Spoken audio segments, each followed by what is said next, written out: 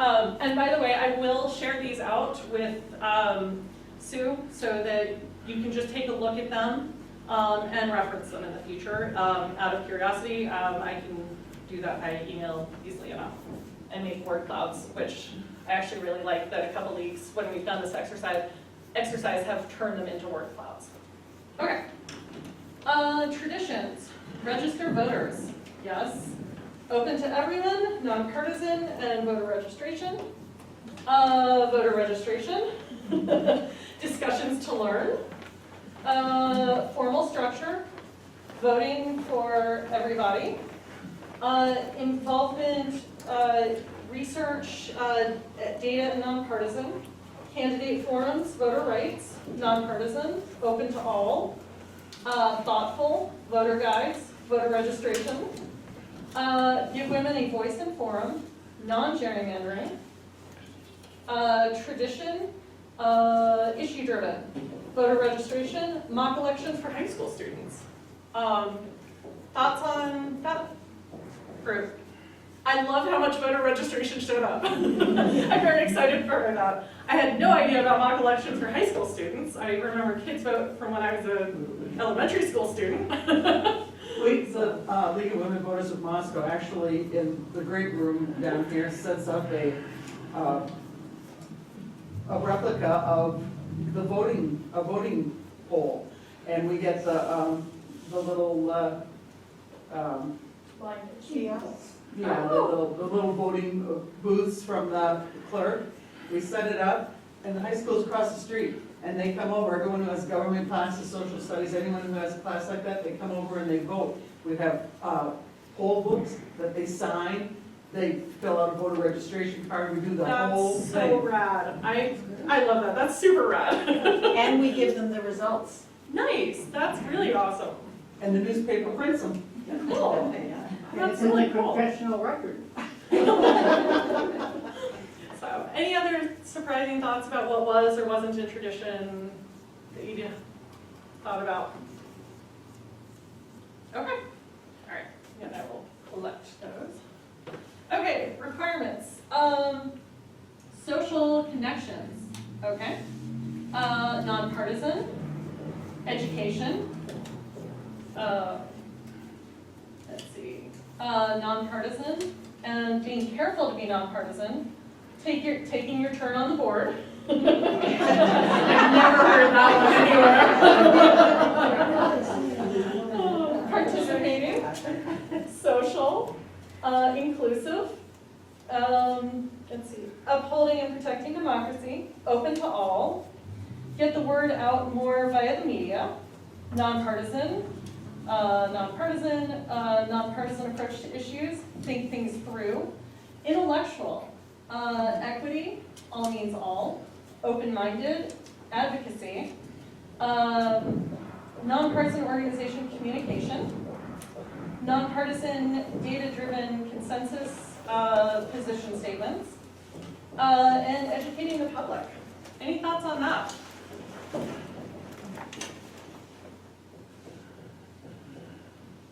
Anything that y'all thought was missing or that think of later?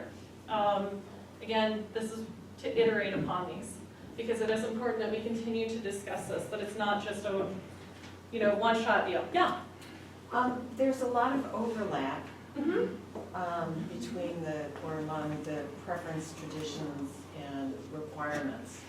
And I just found it interesting that some of us thought one thing was a requirement that somebody else thought was a preference, for example. Absolutely, and it will be like that. I have seen ones that cite, instead of one that was written as intellectual here, I saw it written as education or educated members elsewhere. And it was very interesting for me to see that because for me that seems very exclusive in a lot of ways, given that formal education is not always something that people have access to. And thinking about my own family's history, my grandfather was one of the first in the family to go to college, but his father dropped out of school very early. My grandmother's father also dropped out of school to go work on the railroads early. He, though, a non-traditional version of education, read everything he could get his hands on, because he had to drop out in 6th grade. And that was unfortunate, that's what you had to do to go support the family in rural South Carolina. But And you can be looking at those. educated and intellectual without Absolutely. being formally schooled. Absolutely, but it was important in discussing the definitions of these things, that it's not a one or the other, that your preference, that it might be a requirement to have deep, thoughtful studies and people who are able to do that work, but it may not be a requirement that they be educated in a formal sense or intellectual in a traditional sense in the same way. And this is why this conversation is so important, is it's to spark that going forward. So that you can have these, well, what does this mean to us?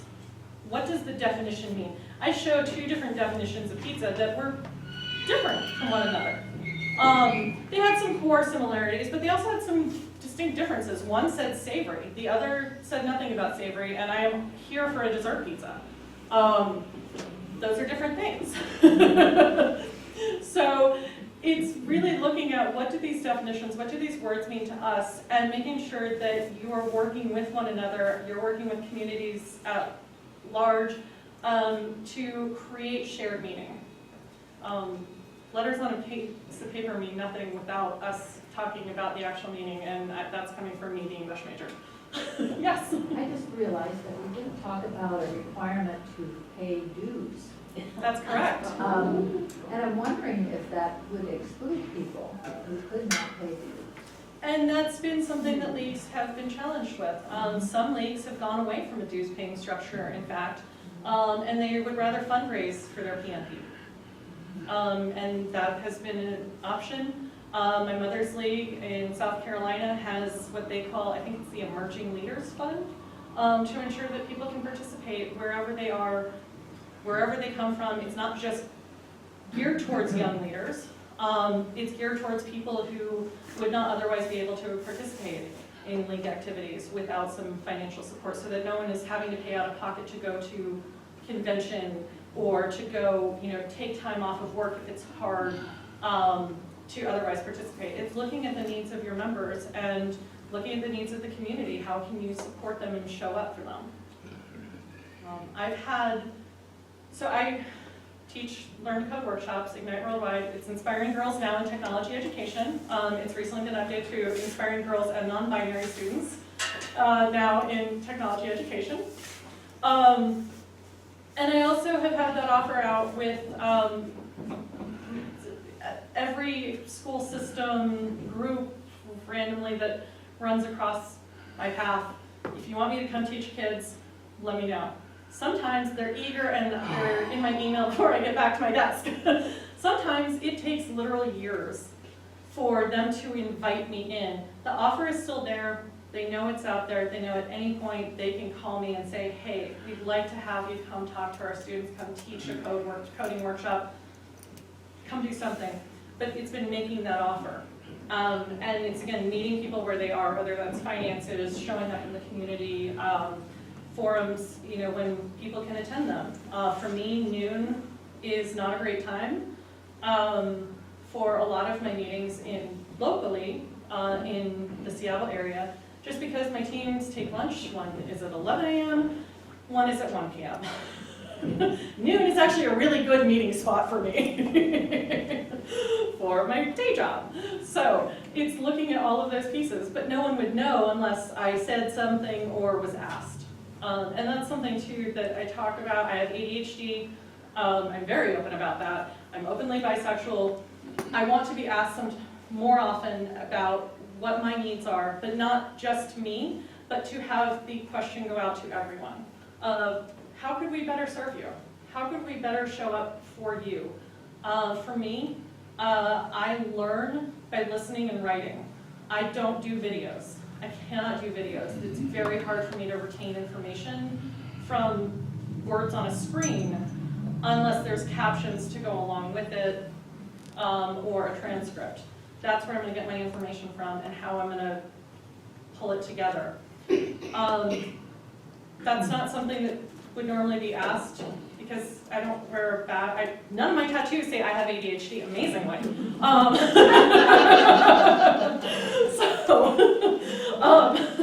But it's one of those things that if you go and ask everyone, you'll find very wide variety of needs, whether it is financial, whether it is this is an accommodation that's necessary, physical, social, structural.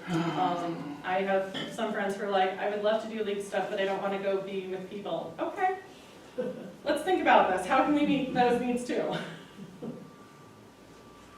Other thoughts? Yeah. I think that one thing that we run into here in a town that is not that big, but a very active town, we've got a university, we've got 2 universities really in our Yeah. community, is figuring out how we do meet people where they're at, but also recognize that we cannot be all things to all people, and there are many groups that better serve some needs of some people than we do. So for me, when following the 2016 election, there was what I felt was a lot of duplicative efforts happening, and I was a proud league member already, and I said, wait, league already does a lot of these things, and I was trying to bring my friends into the fold and say, you want to start an email list? There's already an email list. There just need to be more email lists. But we can't be all things to all people, and so I would just say I don't think there's an answer to that. I'm not asking for an answer so much as I think that is one of the challenges that we have to reckon with as an all-volunteer group. All of our group members are also in many of these other activities. It is. Seeing where the limit is and being as inclusive and open as possible while also remaining true to our core values.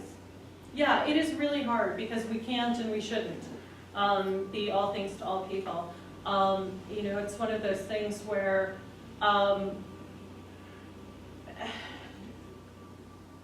where should we lead and where should we follow? And as like I said, Virginia had said, sharpening our elbows in the democracy space and saying, no, we've been here for 100 years and we know how to do these things really well. We're really good at voting. Getting out the vote, voter education, voting rights, those are our bread and butter type of issues. That's really our sort of core work.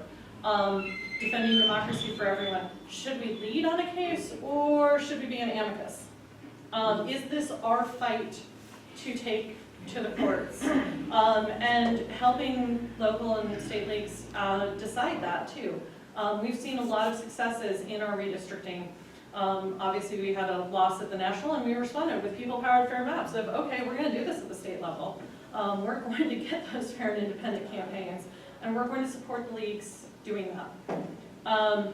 But depending on the nature of the fight, it may not make sense for us to lead on a civil rights one that is related, but is not, again, the core of our area, but it may be one where, yeah, we sign on as amicus, but we're not, again, the right people to be leading that. That's the thing is, a lot of times we are so used to leading that sometimes we have to learn that it's okay to step back and say, hey, we're here to support you. Let me know when that drops and we'll file an amicus. Or whatever it may be in support of, hey, this is your area.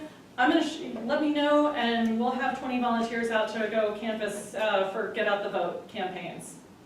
And that's what they need support on. But you're right, we can't be all things to everyone. There is always a balance, and that's why it's so important to revisit this regularly, that it's not like a once a century thing that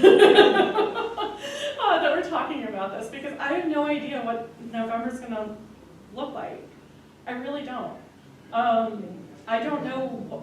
I don't know what I'm doing next month, let alone what the political landscape's going to look like, how that's going to change things, how that's going to change funding, or any of the other issues that convene to sustaining the league.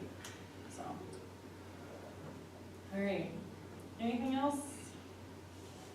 Again, I will share this out in word cloud form so y'all can use and consider it further.